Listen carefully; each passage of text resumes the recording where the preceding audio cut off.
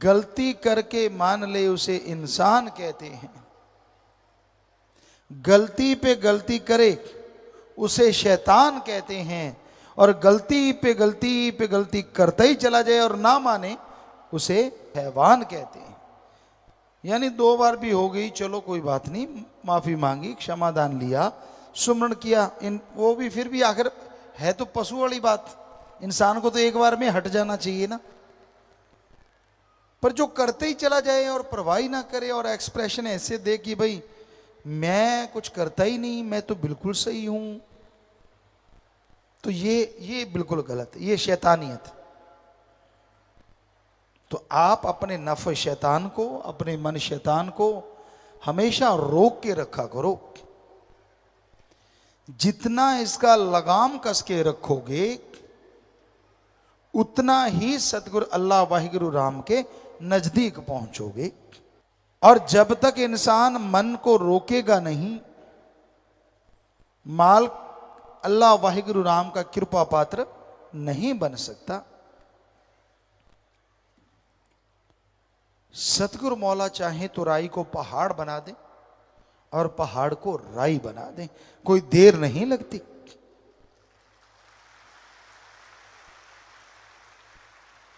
लेकिन पात्र भी तो चाहिए, उसको झेलने वाला भी तो चाहिए, लेने वाला भी तो चाहिए। दया में रहमत तो मूसलाधार दिन रात बरसती है। अरे अमृत की तो बरसात हो रही है, पर आपका घड़ा ही औंधा पड़ा है तो अमृत क्या करेगा। उल्टे घड़े में एक बूंद नहीं जाती अमृत की। सो मन की उल्टी सोचों में जो उलझे रहते हैं, जो मनमते चला करते हैं, सब कुछ पाके भी उन्हें उसका एहसास नहीं होता। और जो मन से लड़ते हैं, थोड़ा सा पाके भी बहुत बड़े एहसास का हासिल कर लेते हैं और खुशियों से लवरेज रहते हैं। इस दुनिया में कोई तन में खोया है तो कोई मन में खोया है, कोई क्रोध में खोया है तो कोई धन में खोया है, कोई पुरुष में खोया है तो कोई औरत में खोया है। ये सब माया का मक्कड़ जाल है जो उसने ऐसा बनाया है। कोई माई का लाल राम नाम के बिना इससे ना निकल पाया है। ऐसा काल ने फंसाया है पर सतगुरु लेने आया है।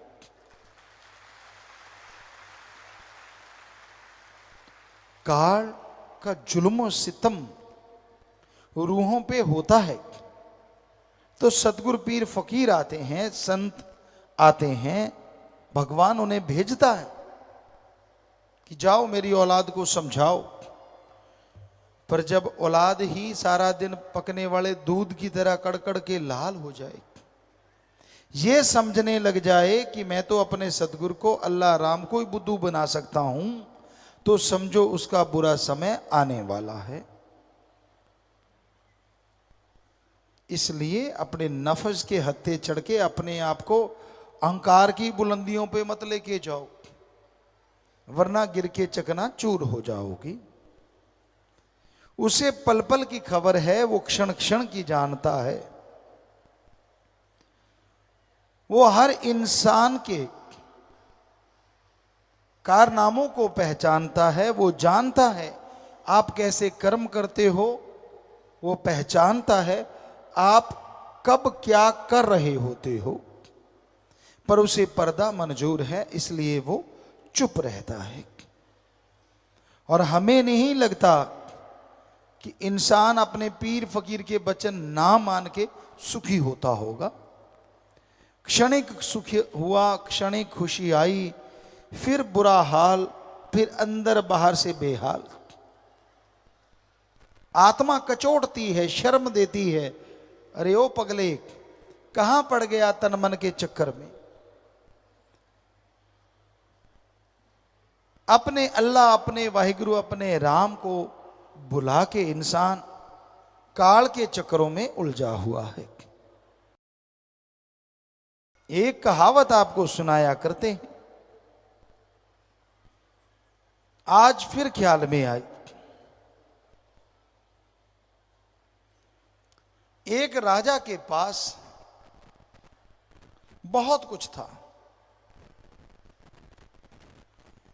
बहुत परोपकारी राजा था, किसी का दुख दर्द नहीं सहता था। तो एक बार साधु संत उसे मिले, देखा कि यार ये इतनी भक्ति करता है,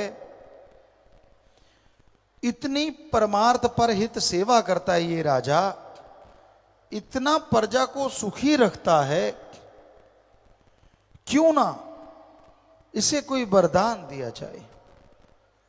तो उन्होंने उस राजा को एक फल दिया कि हे राजन, ये फल ले ले तू, अगर खाएगा तो 9/9 हमेशा जवान रहेगा। तू इतनी समाज की सेवा करता है, इतना ख्याल रखता है प्रजा का। तो राजा ने वो फल ले लिया, पर वो राजा में एक बात थी, वो अपनी महारानी से बेइंतहा मोहब्बत करता था, बहुत बहुत ज्यादा प्यार करता था।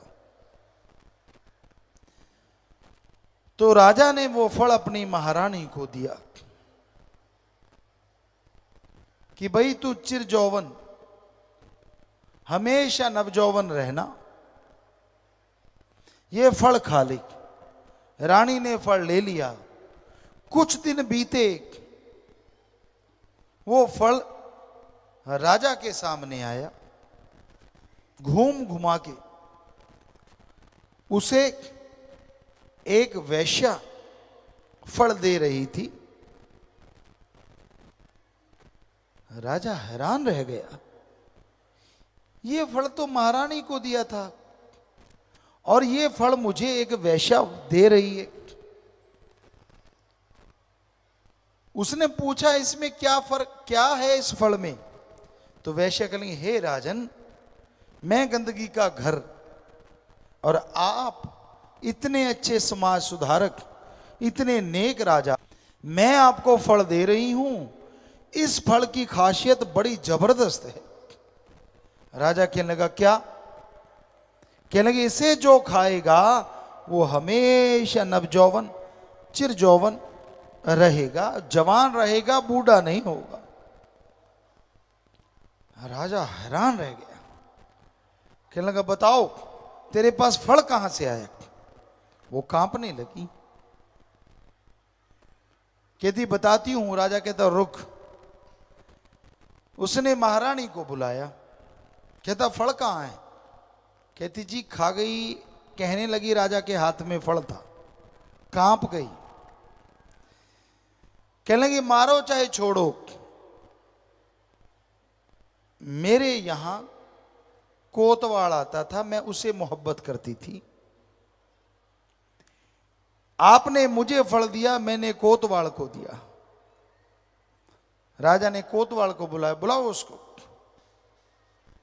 ये फल तो कोतवाल थर थर कांपते हुए कहने लगा, जी महारानी के पास तो मजबूरी वश जाता था, मेरा प्यार तो इस वैश्या से था, इसलिए मैंने ये फल इस वैश्या को दिया। राजा क्या सारे प्यार मोहब्बत के भरम बुलेखे टूट गए, आंखों में आंसू आ गए। देखा, जिस महारानी को मैं जान से ज्यादा प्यार करता था, उसकी यारी कोतवाल से, और जिस कोतवाल की यारी महारानी से हो, उसकी यारी वैश्या से। तो राजा कहने लगा, सबसे कोई अच्छा है इन सब में, हम सब में तो वो एक ही है, और वो है वैश्या। उसको इनाम दिया। अरे महारानी, तुझे क्या चाहिए था जिसके पास महाराजा था? अबे ओ कोतवाल, जिसको महारानी मिल जाए और क्या चाहिए, पर तूने इसको दिया। और वैश्या देखो, वो अपने राजा से मोहब्बत करती थी, सच्ची मोहब्बत, पाक मोहब्बत। उसने सोचा मेरा राजा हमेशा नवजौवन रहे। सो आगे की कहानी भी है, लेकिन कहने का मतलब, जब अल्लाह वाहिगुरु राम से इश्क हो जाता है, जब भगवान से इश्क हो जाता है, फिर इंसान गंदगी के पुतलों में गंदगी ढूंढता रहता है। इसमें ढूंढी, उसमें ढूंढी, उसमें देखा, इसमें देखा, क्या? फिर तो वो वैश्या ही अच्छी हुई जिसने सिर्फ और सिर्फ राजा को देखा।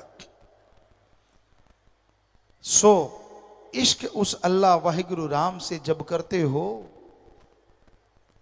तो अपना दृढ़ यकीन उसके लिए रखा करो।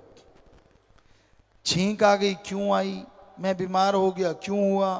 खुद के कर्म याद नहीं, क्या क्या गुल खिलाए हैं लाइफ में, वो सारे बुला दिए और दोष देने चला है सतगुरु को, अल्लाह वाहिगुरु राम को। उसने मेरे साथ ऐसा क्यों किया, उसने मेरे साथ वैसा क्यों किया।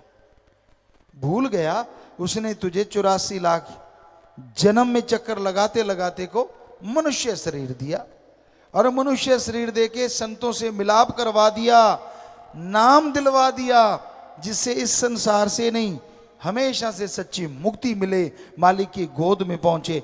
और तेरे लिए भगवान क्या करे। धन धन सतगुरु तेरा ही आशा। सभी साध संगत जी से निवेदन है कि मेरा चैनल जरूर सब्सक्राइब करें जी। धन धन सतगुरु तेरा ही आसरा।